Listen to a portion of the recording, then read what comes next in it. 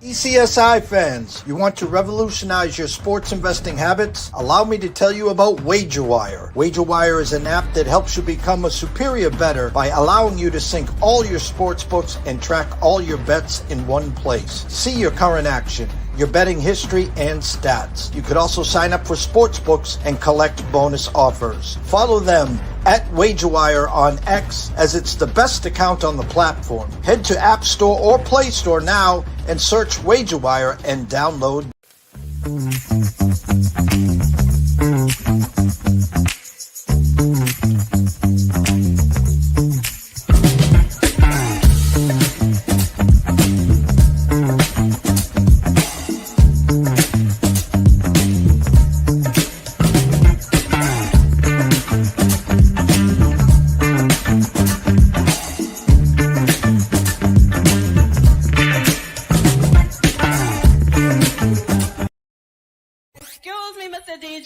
Check this out. We got a great show coming your way. From the ECSI Sports Studios, the #1 sports information program in America, the Breakfast Bankroll, with your host, the sports broker, Jeff Dawson.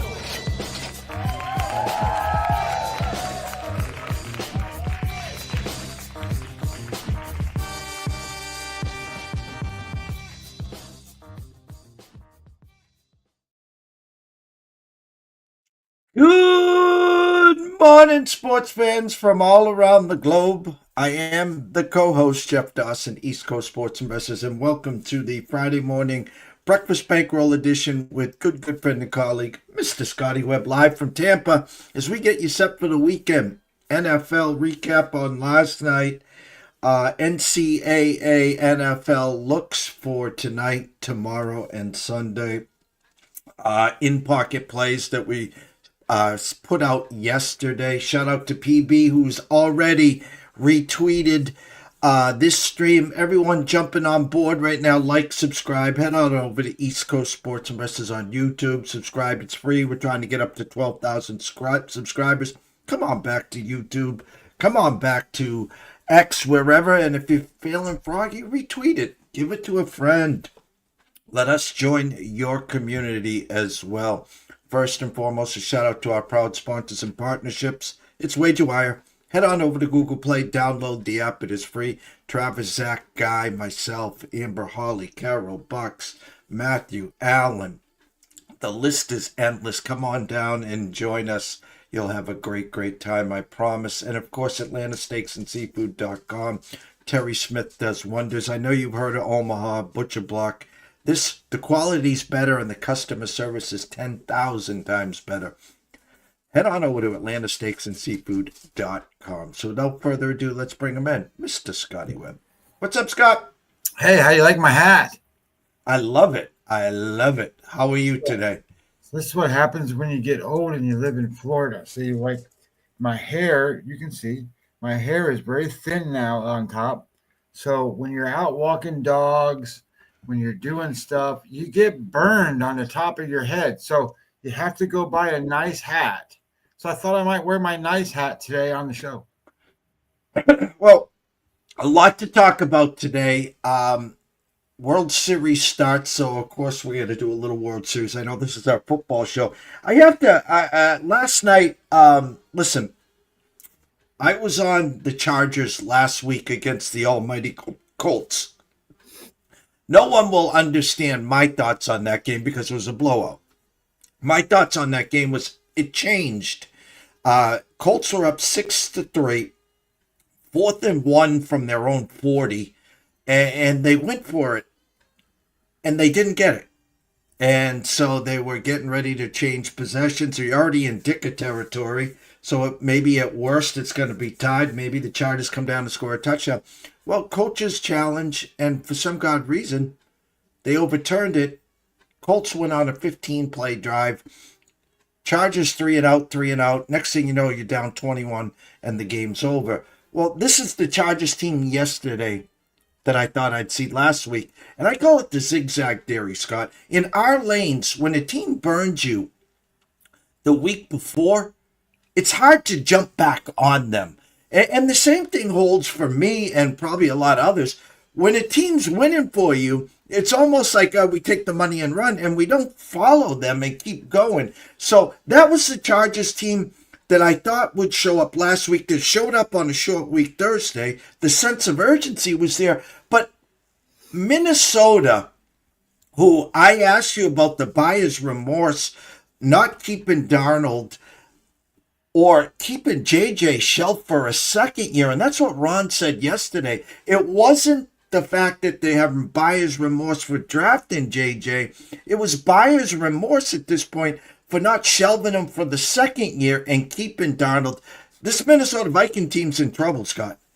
Oh, no question. The market says that too. I mean, look at the odds of them to win the NFC Central. They're the worst odds, below Chicago. So I would say that that's very true. Yeah. PB mentions that it's kind of cool here in Venice this morning. Well, next week it's going to be cooler for us down here in Florida. So. Well, let me just tell you guys this. I woke up this morning early as always. I took care of my dogs. They're having a nice little wrestling match if anyone hears them going now. But my point is 63 degrees in the house. So it's extra blanket time. The heat's still not on, guys, but it's getting close. November 1st is next Saturday. Well, I don't got that. I mean, it's going to be 90 degrees here. It's going to be 88, 90 degrees. The purpose I need a hat. But what I was going to say was, the theory about being on a team and then, they don't come through for you. And then the next week they do. A lot of times, in our lanes, we look for trust in a team. And if you don't trust them, you don't bet them, is kind of what happens.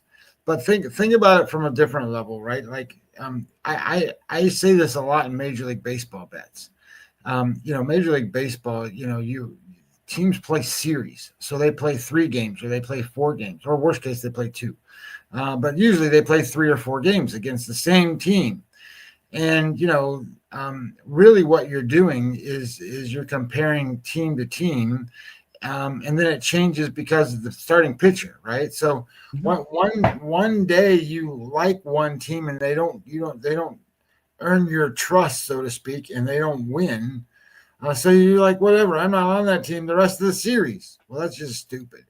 The reality is the team is either better or they're not better. And on any given day in Major League Baseball, a pitcher can definitely change the outcome of the opponent's offense. So I think football works in similar ways because you're comparing team to team, and if you're not doing certain other things, coach to coach, offense coordinator, and all that kind of stuff, you're not breaking it down a little farther. You got to compare a little bit of that stuff because ultimately. We look for things that we're going to trust our money going to the window with, right? We got conviction going to the window. I trust that team to cover that spread, whether you're getting points or giving points. You just, that's what you're looking for. Well, the reality is trust is not what you need. You don't need trust. You need a wager that you think that you're going to trust in, right? So whatever the wager is, that's what you're trusting. You're not necessarily trusting what you saw last, because if you trust what you saw last, you're not going to get that same thing. You're going to get a team that is going to theoretically change what they do to a degree to counter what the defense is good at on the other side. They're going to attack style different, the team that they're going to face this week than they did last week. And vice versa. On a defense, they're going to sit there and try to go, hey, well, this team's a better running team than the last team was, so we need to do something a little different to stop the run, or we got to do this or that or whatever. So I think that we get bias as sports bettors to look at things in a lens that probably isn't the right filter. And as you're looking through that lens, it can guide you to the wrong thought process to why you didn't go to the window with that team, or in a lot of cases, that term you like to use, you leave it on the table, right? I didn't bet that game because of what they did to me last week. Stuff like that happens. That game last night, I wasn't very happy with. I bet under 45. It came down to, I think, 43 and a half, and then kind of went back to 44 and a half. So I'm like, I got the best of this number. This should be pretty good. And then as the game's ending, they've got 44 points. It's 34-10, and Minnesota has the ball. And at that point in time in the game, the quarterback, Wentz, he looks dead and busted up and broken, and they still leave him out there. And they gain, I think, maybe 2 yards. So it comes down to 4th and 8, and they decide, well, we're going to go for it on 4th and 8. Well, just punt the ball down to the other end, and then the game's already over. You're going to get this guy killed, and they almost did. And he threw a terrible pass. And then the only thing I have to root for is that there's like, I don't know, 4 or 5 minutes left to go, maybe 6 minutes left to go in the game. And now the Chargers get the ball on the other side of the field. And all I can hope for is they run out the clock. Well, they got down to the 2-minute warning and got stopped, and they had to kick a field goal. But if they would have punted and just said, screw it, I'm punting, I'm saving my team, and blah, blah, blah, and the embarrassment of what happened, they wouldn't have got that far. They would have just run out the clock. And if they had to punt, then they punt the ball back, and they get, less than 2 minutes to try to drive down the field and score with no timeouts and all that crap. And it was just a terrible back end of the game for me. But at the same time, it is what it is. It's football. It's the game, the way the games work. And I got a little lucky in a sense that, if you remember, right, the very first play of the game, almost, Wentz throws an interception, returned for a touchdown. Well, that got overturned and ruled back that it wasn't a catch, and that was kind of questionable on my end. So whatever, I got saved by 7 points there. But in watching that game in particular, I was extremely surprised at how Minnesota was inept on defense to stop the run. They got ran for over 200 yards against a running back you never heard of. And then they did put a lot of pressure on the quarterback, but it just shows how much, when you have a good quarterback that can move around in the pocket, can elude the pressure, buy a little bit of time, and then he also had scramble ability, how much value that has, because he was awesome last night. And we talk about streaks, and I am another tough thing that I have a hard time with, my saying, and I got it from Mike Francesa on WFAN. If you didn't invite me to the wedding, don't expect me there at the funeral. When teams are on a winning streak and I missed the start of it, or I didn't get in early enough, I hate to jump in. And when they're on a losing streak, I hate to jump back, and start betting against them. Two teams in particular right now that are on, they're playing great football, is the Colts and the Patriots. And also, of course, the Bears. The Bears and the Patriots have won 4 in a row. The Colts are at 6-1. Colts are 13.5, 14-point favorites against the Titans. Patriots were 7, now 6.5. First game back in a month at home. They've only won 5 games, Scotty, at home in the last 3 years. And I know the world. I get the advantage the Patriots have with Drake May versus Gabriel. I get that part of it. But the defense, the Myles Garrett, and the defense that Mason Graham and the Bears and the Browns are bringing with Schwartz, the addition of how hard and well Judkins is running, I'm not saying the Patriots are going to lose here. I'm not. Okay? But I'm just telling you, I can't run to the window. I think this is a perfect spot to jump on the Browns this week, Scott. Well, that may very well be true, but the way I look at things is I sit there and go, can I really bet on the team that is offensively ranked 30th out of 32 teams on offense with negative 0.14 EPA, total EPA? Drop back passing, they rank 31st, and success rate, they rank 32nd. And they're going to play a defense that can stop the run, and a defense that can is ranked ninth. And I get it that their defense is pretty good. The Browns defense ranks third. Well, right now the New England offense ranks sixth. So to me, the way I see the way that works is Buffalo or Cleveland's not going to score many.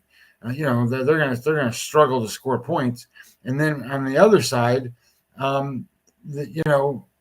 it's not that New England's not going to score, because even good defenses get scored on. They might not get scored on a lot, but the question becomes is, do they score 20 points? Do they score 17 points? Because the reality is Cleveland isn't going to score, 10. So where does the number come in and the line coverage look like? And, I can't bet Cleveland. I do love to bet defense football teams first. There's no question, because, it's hard to score on those teams. And the matchup on the other side is what's important. And excuse me. God bless. And when you have a team that can score against a team that limits scoring, they get limited a little bit, but that doesn't mean they don't score. And on the other side, you have a team that can't score and won't score against a defense that will stop them. So I mathematically, I just look at it and go, I don't know, there's probably a better spot somewhere. I want to get to college. Obviously, I want to get to your in-pocket plays. I want to make this clear to everyone watching and listening, everyone that's been with us for a long, long time knows about this. If you haven't taken notice, well, shame on you. But I talk about Thursday night. The Texas oil money comes in and makes a statement, usually on one of the Texas teams, whether it's in college, whether it's in the NFL. Last week, it was the Dallas Cowboys, who were plus 1.5, plus 2 going into Thursday night. Wake up Friday morning, and sure enough, Dallas is 1.5 point favorites against the Commanders, and they roll. Well, this week, the oil money has spoken again, Scotty, and I want your quick thoughts on this one. It's on a team that has no offensive line. It's on a team that has no steady running game. It's on a team that doesn't have a number one this week at wide receiver. It's got 3 rookie wide receivers, because their second veteran wide receiver, Christian Kirk, going to be out again. I'm talking the Houston Texans, who host the red-hot 49ers. The line has now, at the circa, ballooned to the Texans, minus 2.5. But the oil money came in, and they're backing their Houston Texans this week against the 49ers, Scott. Yeah, I think that I'm just pulling up the numbers for that game. I think that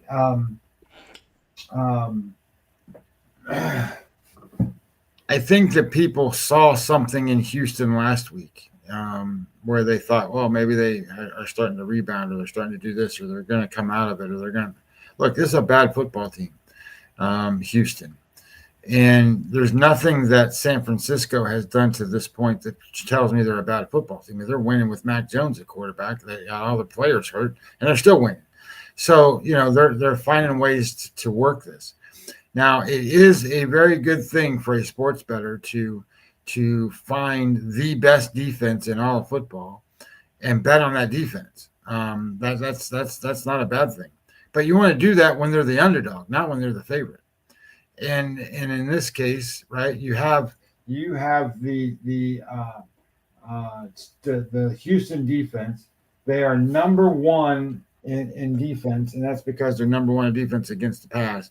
But they are number 11 against the run. And what San Francisco has shown is they're not elite on offense.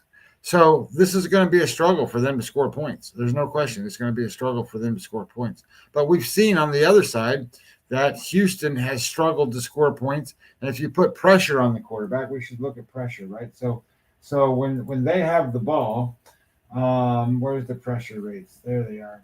So when it comes to there it is. There's pressure. So Houston's offense against the blitz is 29th out of 32 teams against the blitz, and against just regular pressure, they are 22nd in the league. And the San Francisco defense at this point blitzes at the sixth most rate. I shouldn't say that at the most sixth rate. Their EPA is when they blitz is very effective, meaning that they're going to do that again. They're going to just beat. That's the key to beating Houston. I used to say this when Tom Brady was a Buccaneer.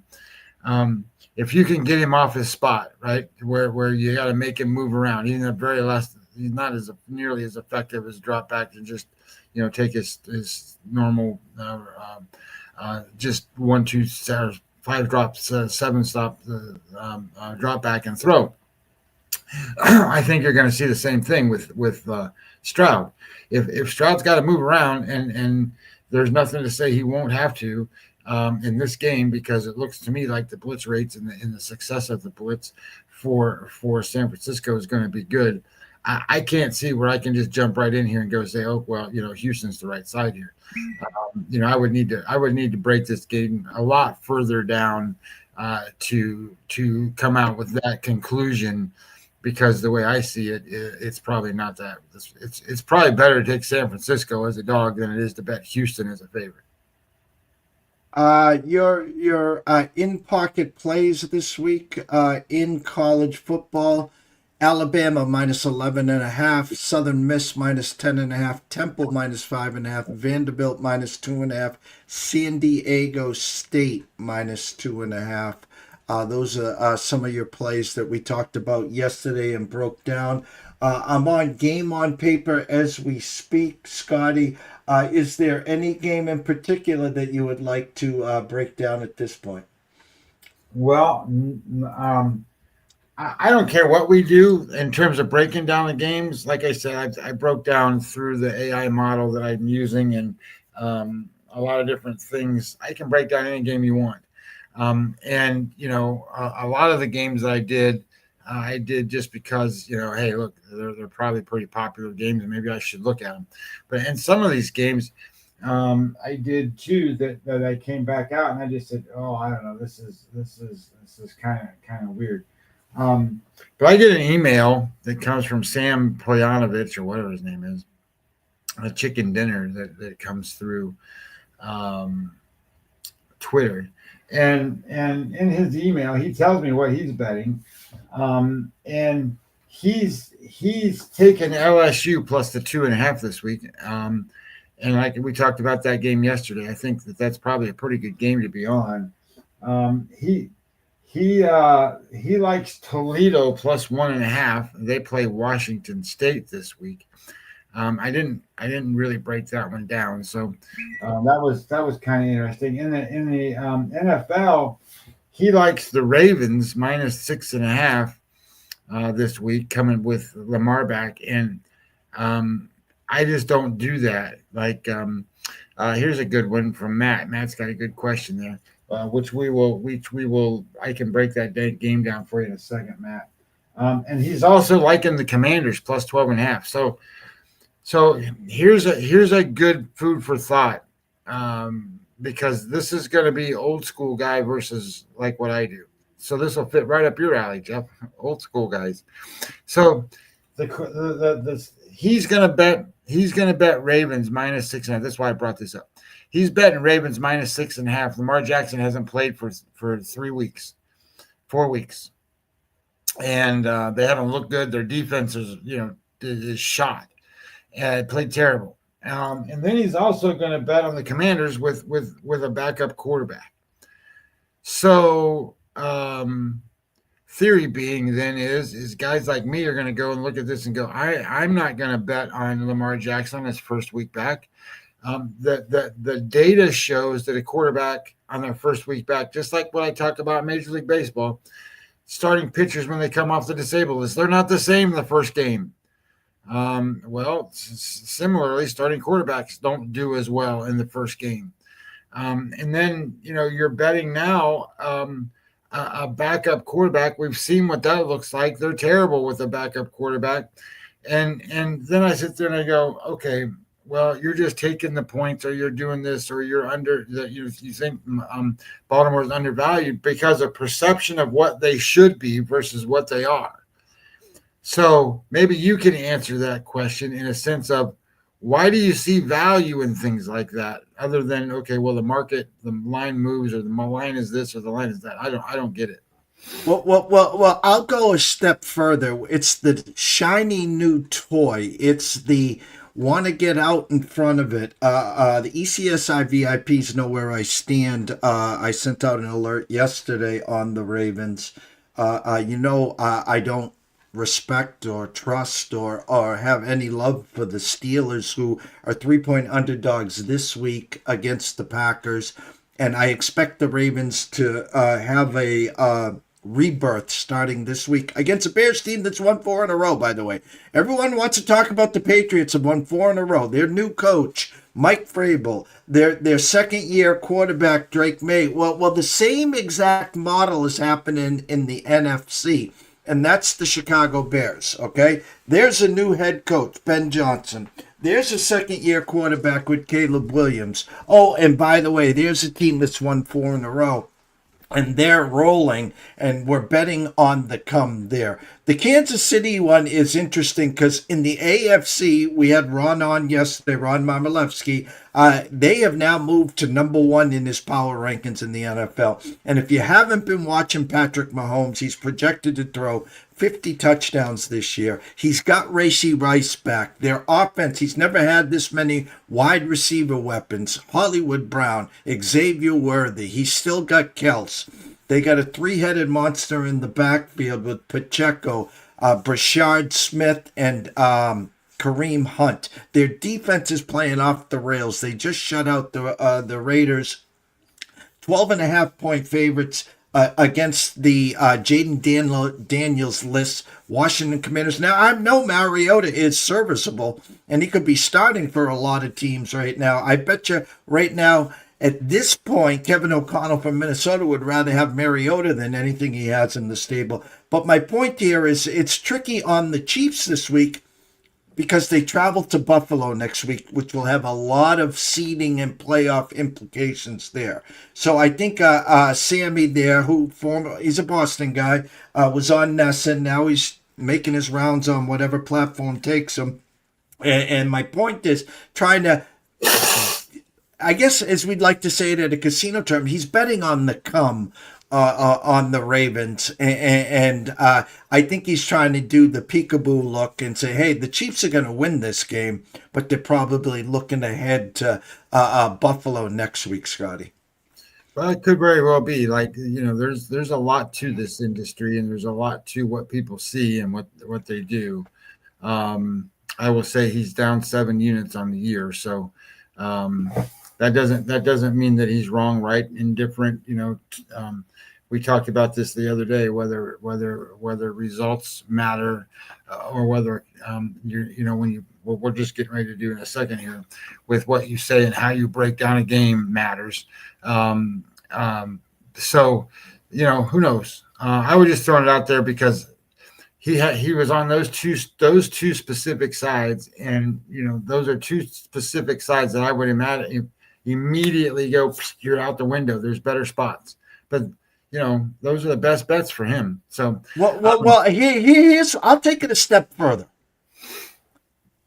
If you like the Ravens in this spot, I'm telling you, you're better off going into the futures market. You're better off on them. Taking a look at them, they're around plus 130 to win the division. Okay, they're 1-0 in divisional play. They still got to play the Steelers twice, the Bengals twice. Okay, we know Lamar and the offense is going to pick back up where they left off when Lamar played. The key to their success is how healthy and how quick does the defense round back into shape, because they've been one of the worst in NFL. So why bet the Ravens minus 6.5 against a team that's won 4 in a row, guys. Why not take a shot at plus money with them to win the division? Why not take a shot at plus money with them to make the playoffs? Because if you look at their last 11 games, Scotty, find me a spot where they're going to be underdogs. This team is not going to be an underdog the rest of the year. And so I'd rather take it a step further and say, hey, I'm not going to worry about the 6.5 points. I'm not going to worry about the spreads with this team. I still think they're a better team, believe it or not, than Pittsburgh. I think Pittsburgh loses this week. I really do. I think Pittsburgh loses. I think you see the real Packers team this week that's been chewing their food at home against Cincinnati, at Arizona. Now they're on the big stage. It's the Rodgers revenge game against the Packers. I think you see the real Packers team. I think they give the Steelers their third loss, Scotty. Well, I agree. I think when you watch the Packers play week one, they were the best team in the NFL. And then they've obviously fallen off from that, but mainly because their defense hasn't been as good as it was then. But they're not going to face an offense that's going to put any pressure on them this week. Aaron Rodgers is ranked as one of the worst quarterbacks in the NFL. And then secondly, when you think about, what the Packers can do offensively, and the Pittsburgh Steelers defense hasn't been any good. So I'm surprised the line is -3. It should be, higher probably. But anyway, that's value. And maybe that's a good bet later on down the road. Hey, Matt brought up a question. What do you think about this game tonight? I will tell you, I woke up this morning and this line has jumped to 6. It's as high as 6.5 at FanDuel. It's a Hard Rock, a 6 with a 51 at the Circa. Good morning to Mr. Benson, Mr. Stevens. The old 2-5 Virginia Tech team versus a Cal team that's 5-2. Now, two things are going to happen here. Virginia Tech's either going to roll them, or Cal is going to come in and not just cover, but upset this team. I don't think there's anything in the middle here. So you're looking at a potential banana in a tailpipe, and you're scratching your head this morning while you're on your 4th cup of coffee like myself and saying, how in holy hell is a 2-5 team, Scotty, favored over a 5-2 team? Now, not 4, not 4.5, up to 6, Scotty. Yeah, well, I think that has to do with a couple of things. If we take a step back for just a second, the Virginia Tech's strength of schedule, they're 61st, and Cal is 73rd. So it's a little bit different, not dramatic, but a little bit. And then the quarterback play, California is either hit or miss at quarterback. They have a true freshman quarterback. So he's either hit or miss. He's either on and good. He shows signs of being good a lot of times, or he's in his learning process and learning stages and so forth, and he struggles. So he's hit or miss with the quarterback play. But what's interesting on this game is yards per point margin is -1 for Cal. That's not good.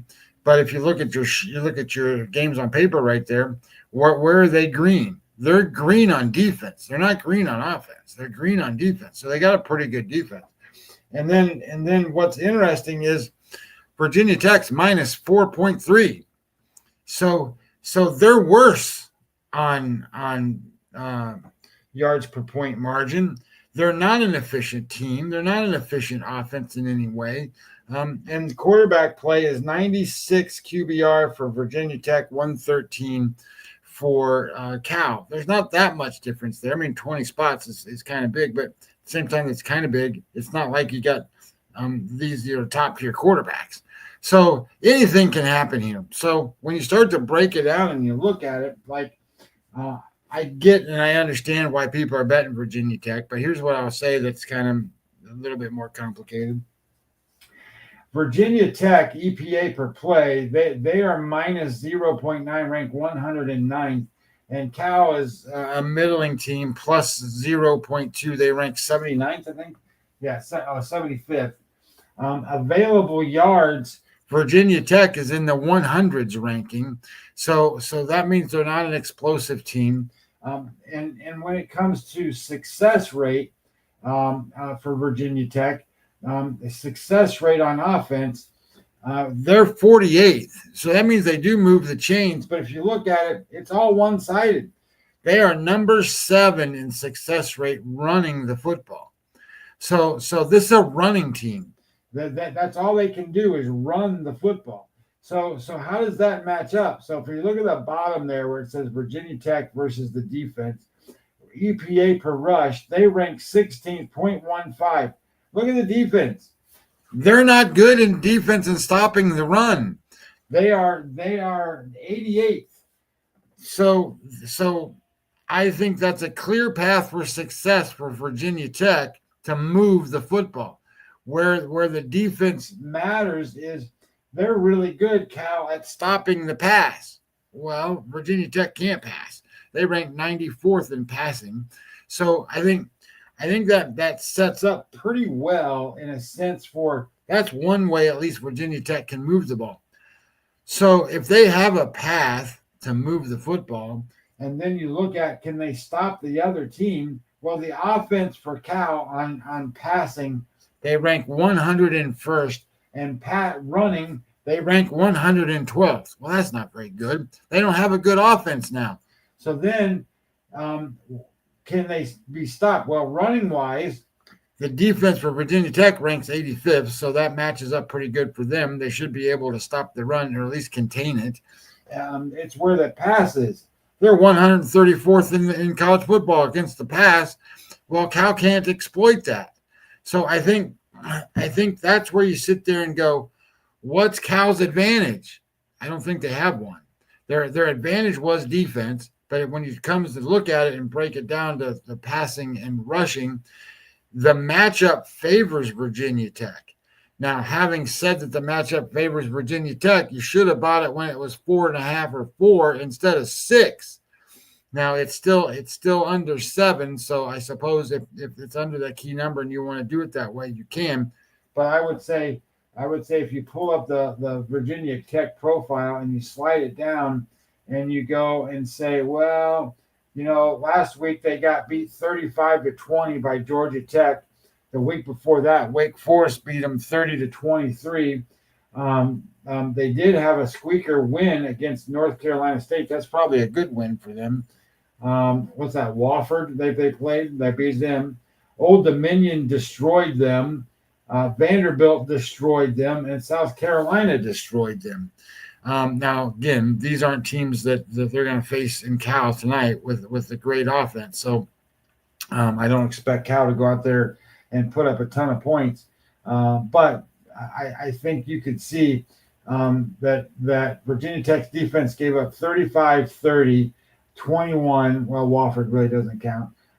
45, 44, and they gave up 24 against this South Carolina team that's not got a good offense. So they're going to score, somewhere in the 20s to 25 points. Even though, because Virginia Tech's defense isn't very good, but it does match up good. So I think Virginia Tech, I understand them being, why people are betting on them. But I think the -6 is getting too far out there for me. If you could get it, you're not going to be able to get it now, but if this game could get to 7. But at 4.5, I think when I looked at it, when I started this out, let's see, Virginia Tech, I've got it open at -5. On Monday morning, it was 4.5. Then it went to 5. Now it's 6. Bill Connolly's got, I'll just say it this way. Bill Connolly's got California 26-25. Kenny's got it 28-27 for Virginia Tech. And I put a new one in there. The Sagarin score is 27-20 for Virginia Tech. So it's right around that 7 number. And I think theoretically it could go either way on that number. So at -6, I think I understand why it's going there. I just think that you're following steam, and I wouldn't follow steam on this game. Virginia Tech at home, as you said this year, 44-20 lost to Vanderbilt. We know Vandy's good. ODU 45-26. ODU's having a very nice year. They beat Wofford 38-6. And I'm just looking at the home games here. They lost to Wake Forest 30-23. That's a Now, bad the one. That's a yes, bad and one. I do want to add this. They're coming off of a bye week, so maybe an extra week of practice. Cal traveling cross country, Friday night game. And also, Virginia Tech gets Louisville next week.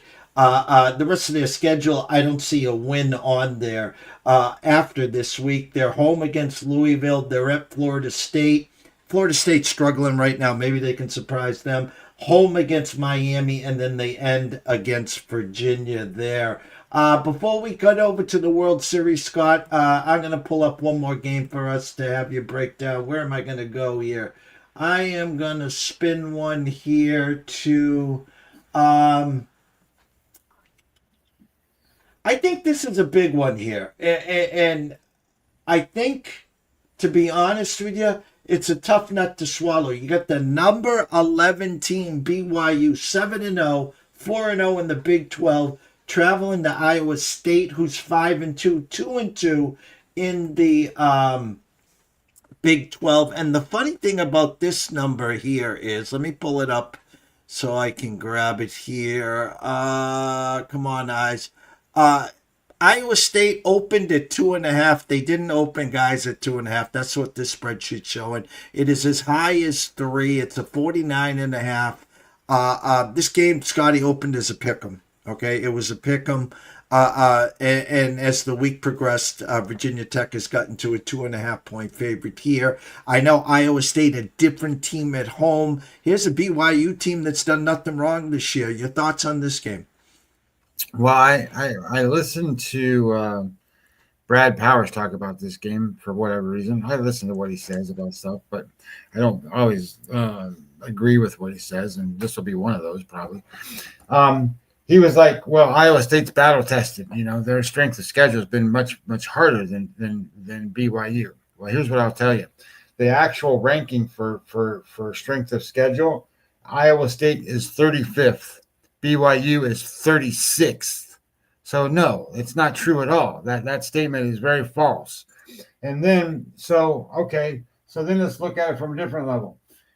QBR, right? Because everybody knows back at Iowa State, right? They know his name. They've seen him around. He's 46th in QBR, and Bachmeier for BYU, he ranks 25th. So you got a top 25 quarterback going against kind of a middling quarterback. And then yards per point margin, you have BYU plus 4.7, and then you have Iowa State plus 2.3. So they double them.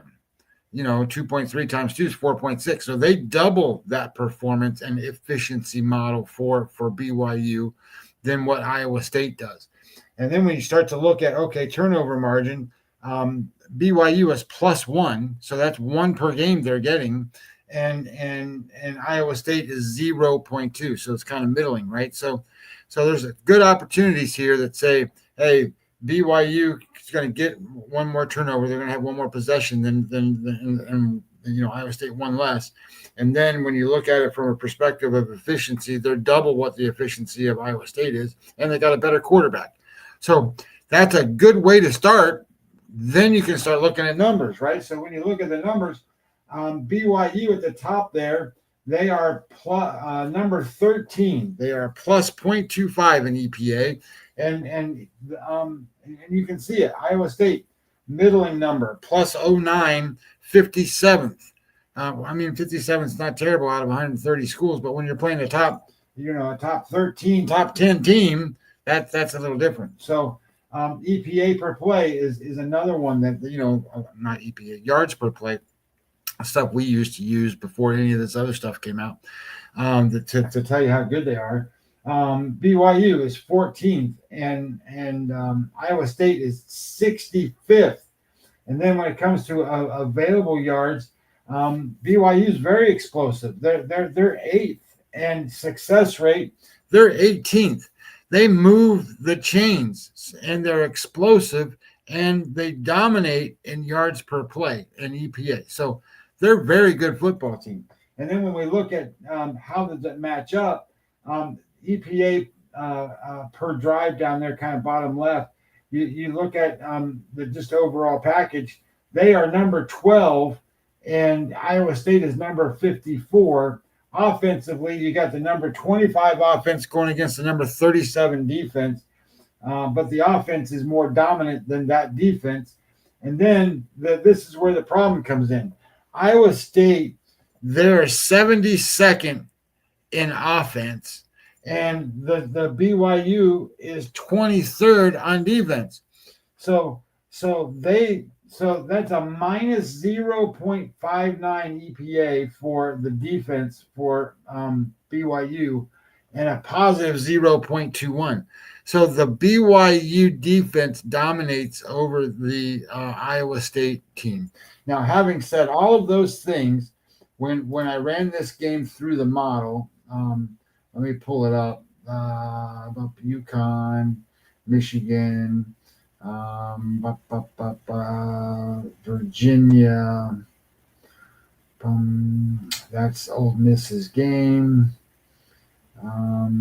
Northwestern's game, Nebraska, Auburn, and UL Monroe, San Diego State, and Texas A&M, Temple, Missouri, BYU. All right, so here we go.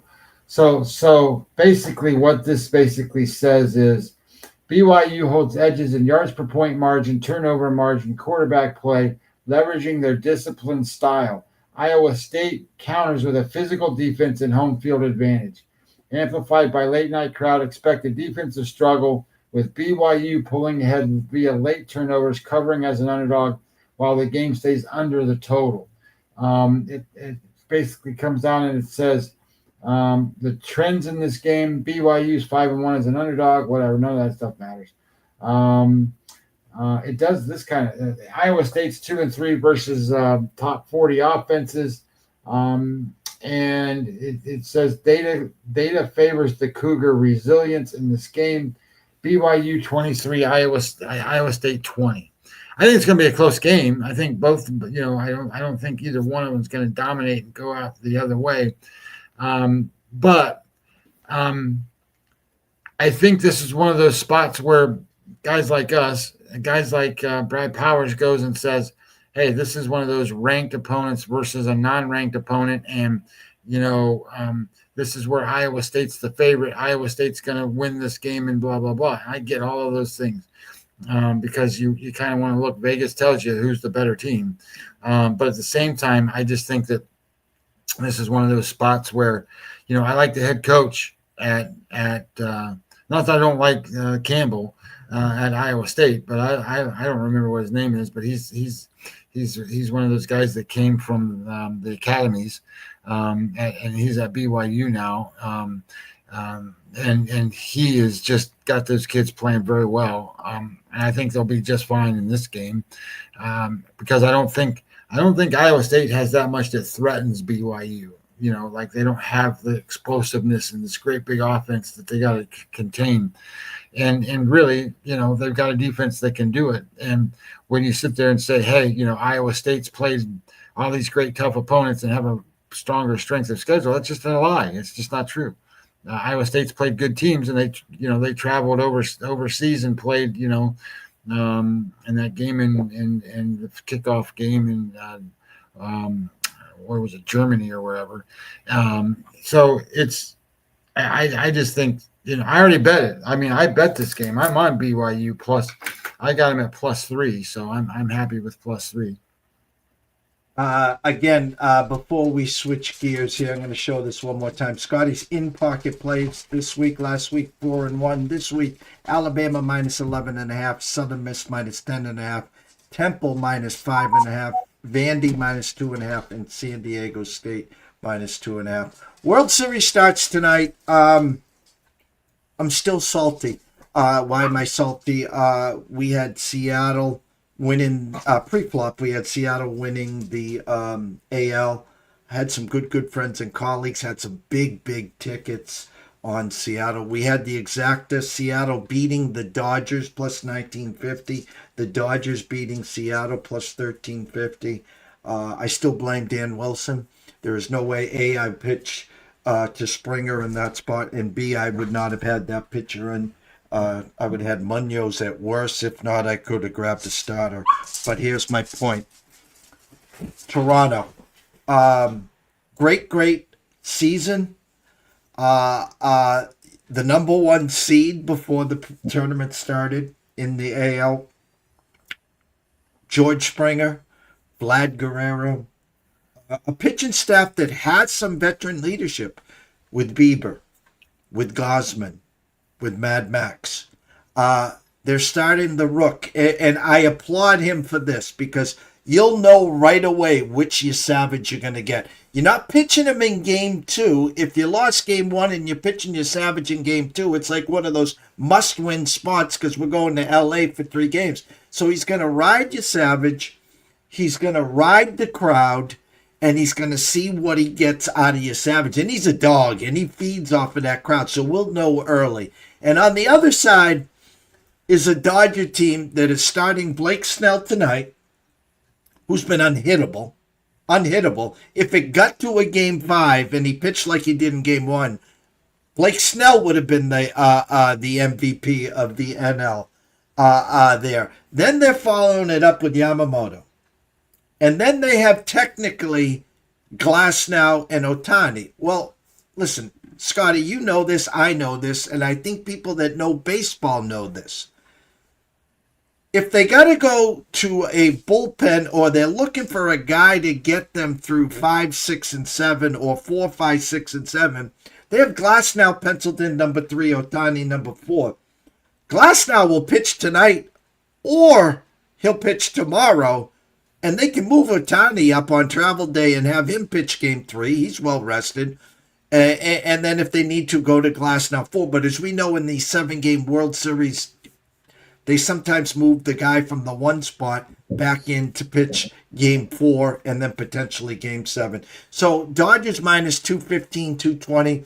I think if Toronto's going to get a split here, it's tonight. I think they find a way to beat Snell with your Savage. A little more rust on the Dodger side. They haven't played in a couple extra days. This series, the way the World Series has been set up with the 2-3-2, it always seems to end on Halloween. It doesn't get to November 1st on that Saturday. So a gun to my head, Dodgers in 6. I kind of think it might be 5. I don't want you running to the window to lay the 215. Try to get creative. Play some exactas. Dodgers in 5, Dodgers in 6. Play Dodgers lose tonight and still win the series. I'll have a full write-up on ECSI VIPs. If you want to be a part of that, send me a DM on X to East Coast Sports, EC Sports Investors, or send me a email to East Coast Sports Investors at gmail.com. We can get you signed up for the ECSI VIP experience for $3 a day. So, Scotty, thoughts on the World Series, thoughts on tonight's game? So what is Toronto? Who are Toronto, right? I mean, how do they match up? So, everybody thought Milwaukee was going to match up at least to the Dodgers a little bit because they don't strike out and they make contact. And then, now I think people, the national media, at least that's what I heard them talk about the other day, was, this Toronto team is the Milwaukee Brewers that will have power. That's what they're saying. They're saying they make contact, they don't strike out. They can hit the fastball and they can hit for power. Okay. So I get it, right? So you can say a lot of those things, and then you sit there and you go, okay, here's Blake Snell's last 5 starts, okay, 10-13. So against Milwaukee, he threw 8 innings, gave up 1 hit, struck out 10. Against the team that doesn't strike out, remember? And then against Philadelphia, he went 6 innings, gave up 1 hit, struck out 9. Against the Cincinnati Reds, he pitched 7 innings. He gave up 4 hits, struck out 9. Against Arizona, previous to making the playoffs, 6 innings, 5 hits, 5 strikeouts. And against Philadelphia, again, 7 innings, 2 hits, 12 strikeouts. He's given up, Jeff, 3 runs in his last 5 games, and that's over 14, 27. That's over 30 innings pitched. 30 innings, he's given up 3 runs total, and 2 of them came in 1 game. So think about that. He is dominant, double-digit strikeouts, 9 strikeouts. You can tell me all you want to about Toronto's offense. And then Yamamoto has had, I think, 1 bad start. And, it's just the Glass now is going to pitch, like you're not going to beat these pitchers. You're just not. Now you can beat them 1 game, maybe. But you don't have the pitching to match up, right? You talked about Bieber and you talked about, Mad Max and Gosman and these guys. Well, they're not these guys. They're not dominant ace starters. And don't forget about the Dodger offense, right? I mean, you got 3 Hall of Famers batting 1, 2, 3 in this lineup. So it's going to be extremely difficult for Toronto. And Toronto lost the first 2 games at home in the previous series to Seattle. And Seattle, is maybe that was a pretty good matchup for those 2 teams. So I think the Dodgers are a bad matchup for them.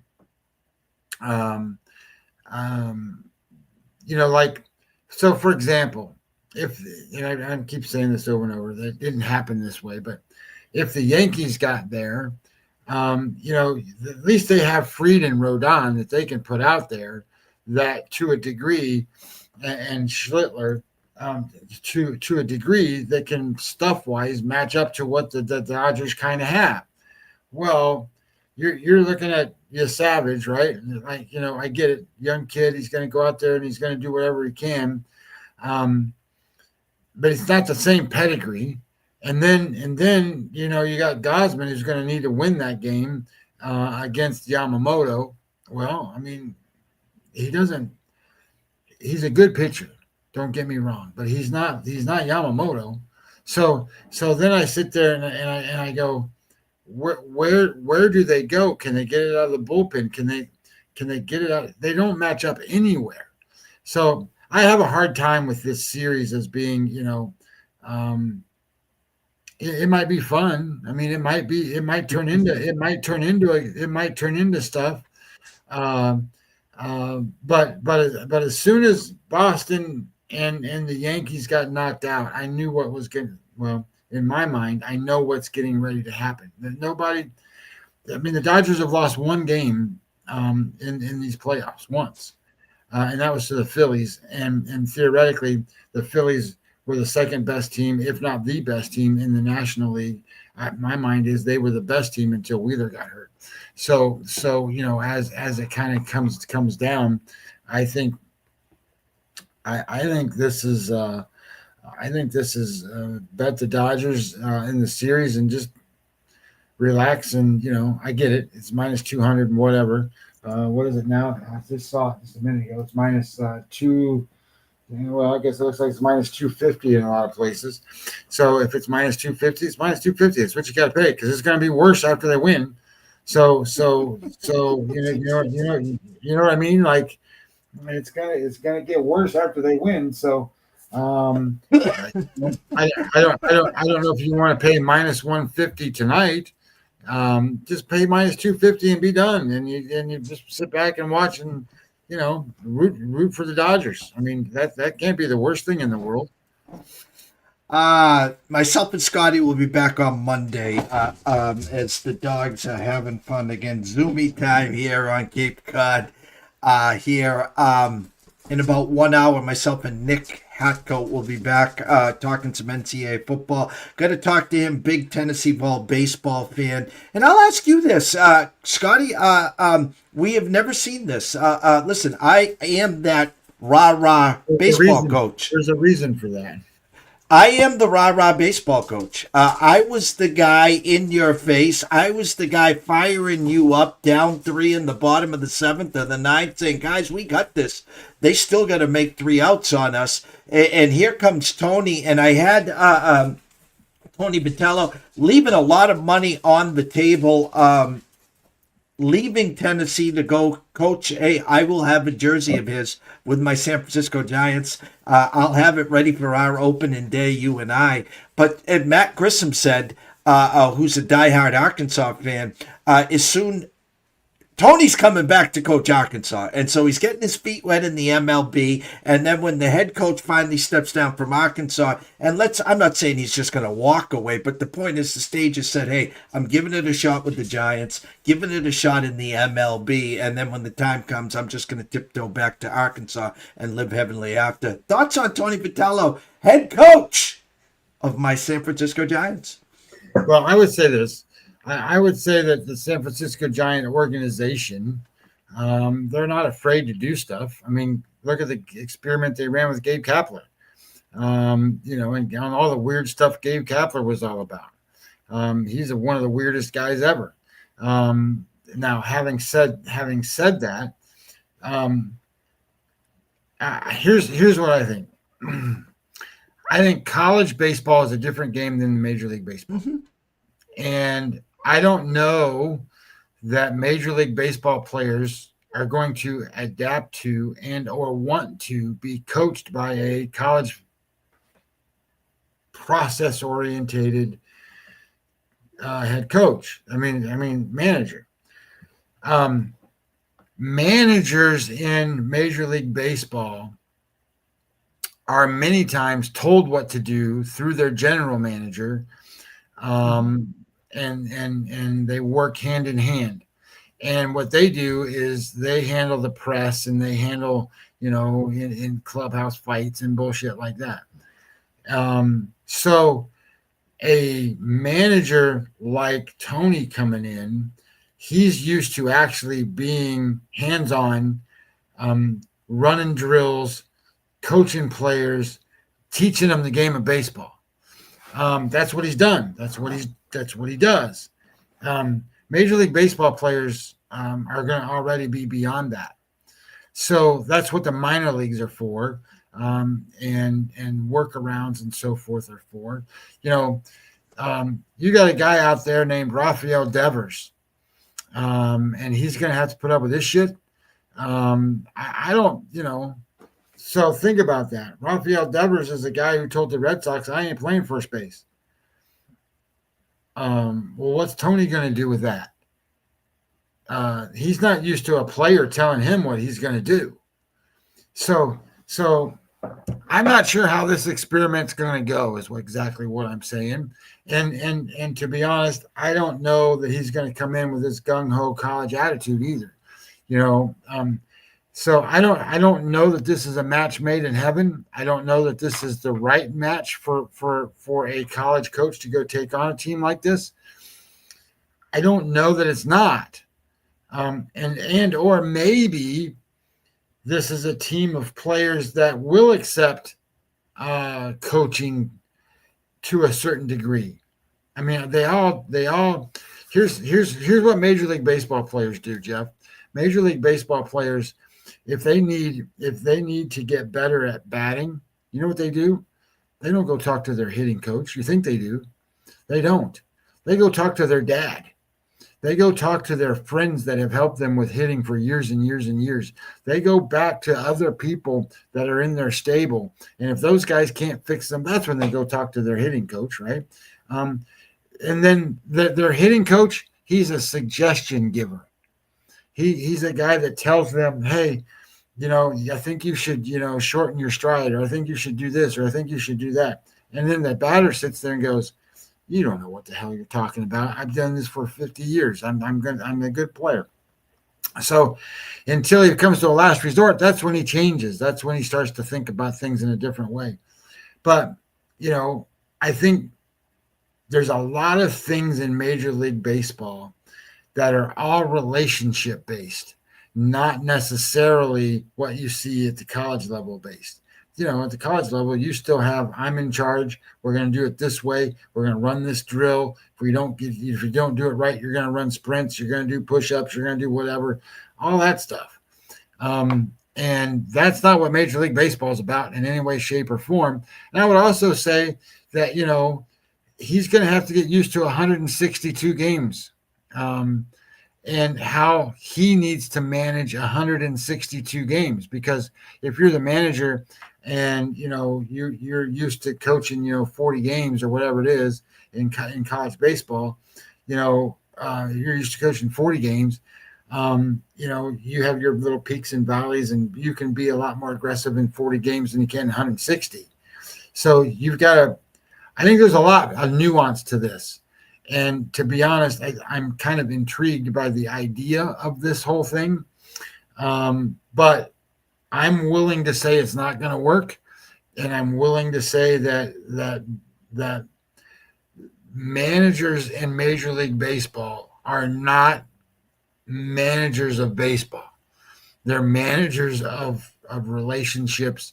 They're managers of the press and the media.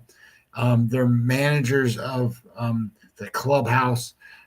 Their management from field level to executive level, and what the expectations are supposed to look like, and the agreements made, so that then they can go talk to players and go, hey, look, this is what we're doing, this is why we're doing it, and all that stuff.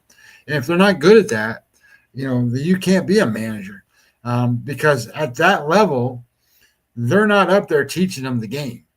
It's like I used to tell people when I was running retail stores, I used to tell them, if you want to be a manager, then you need to act like a manager first, because you're not going to get promoted to a job role that you can't show that you can do, with the expectation that we're going to hire you to be a manager and then teach you how to be one.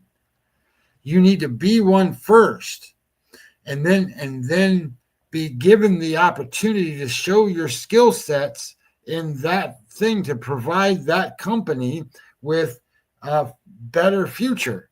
And that's what I don't know if this is going to work out that way for the San Francisco Giants. I know it's a long-winded answer, but that's kind of where I think about it. And it doesn't make a lot of sense in this regards. I was going to do a follow-up question, but I'll save it for Monday. Is the fact that, sometimes you bring a manager in, sometimes you bring a player in because of something down the line. Perfect example. The Red Sox brought in Yoshida for the one reason, hopefully, to coerce Ohtani, which they had no shot. But the real reason they brought Yoshida in, Scott, was to get Yamamoto. That was the reason they paid Yoshida, was to get Yamamoto, and they failed there drastically. My love affair for Tito. My love affair for Cora, and Cora does well with the Dominican group. He's able to keep that locker room in tight. He's been able to handle the ups and downs, and the Devers thing just blew out of proportion. Therefore, Devers is now with San Francisco. Today's manager doesn't get to the field 6 hours earlier, write up his lineup and post it up there, because it's all done from upstairs. It's all done from the GM. It's all done from the analytics. Hey, by the way, Scotty Webb only can go 75 pitches today. I don't care if it's through 3 innings or 8 1/3. He's out on 75, coach. And everything is done upstairs. So my point is this. I'm trying to think, is there someone in free agency connected to Tony? Is there someone in the Tennessee program connected to Tony? Nothing makes sense, as you said, because he doesn't have the Dominican flair. As you talked about, Devers is their calling card right now. What do they have up their sleeve maybe in this year's free agency? Maybe Tony's tied to this. Maybe Tony's got an in with X. Maybe it's Alex Bregman, which it's not. I'm just throwing a name out there. But there's got to be a reason they're doing something that no one else in Major League Baseball has ever done. Well, I agree. It's interesting to me to have even the thoughts around it. I don't know how it's going to go. What I do know is Tony's not one of these guys that's 65 years old that you see that they're major league or college baseball coaches that have been around for 30 years. You know what I mean? Like you see a lot of those successful coaches are 65 years old. They've been around forever. And he's not that. He's a younger guy that's an aggressive guy that wants to, run on emotion. And, Major League Baseball is not that way, not until you make the playoffs. And you can't, the reason it's not that way is because there's 162 of those games. You cannot get that crazy dominating to you'll burn out. Shit, he'll be 40 years old and you have to be wearing hats like me. I mean, it is what it is. I think it's an interesting storyline. I'm going to guess that this will be one of the most interesting springs that we'll see in a environment there, and then how it carries over to game day and all the I just don't know how this is going to work. I don't think that. Here's what I think. I think there'll be a lot of learning on both sides. I think that manager, that coach, he's going to have to learn how to handle Major League Baseball players instead of college kids. That's number one. And then number two, I think that he's going to have to learn how to adapt a style that he wants to portray on that team that's similar to a college environment, but not nearly as regimented, I guess is the right word that I would say, towards training and teaching and coaching, because those guys don't give a shit. They're already there. And when you're already the best in the world, there's 30 baseball teams. And if you're the shortstop, you're the starting shortstop. What are you going to do? You're going to replace me, coach? There's 30 of us in the whole world, 30. I get it. There's probably thousands of people that want my job, but I'm one of the 30, so you're not going to replace me just because you come in here and, you want to be, Mr. Rah guy. So I don't know how it's all going to work out. It's going to be interesting. I wonder what Buster Posey relationship is with him and how they're going to work together. I don't know how that's going to play out, right? I don't know. It's my opinion. It's very interesting. It's going to be, this is going to be great. I'd love to be in the room when Devers tells them to go screw off once. Myself and Scotty back at 9:15 a.m. Monday, re-entry Monday. We'll talk about the first two games of the World Series. We'll break down what we saw Saturday in college football and, of course, Sunday in the NFL. Myself, Nick Hatcote, be back around 45-50 minutes. Stay tuned there. So for myself, Jeff Dawson at EC Sports Investor, one and only Mr. Scotty Webb at Webby20 MLB. We wish everyone a blessed morning. Go grab a coffee, an espresso, a bagel, and come back with us in about 45 minutes. Stay tuned.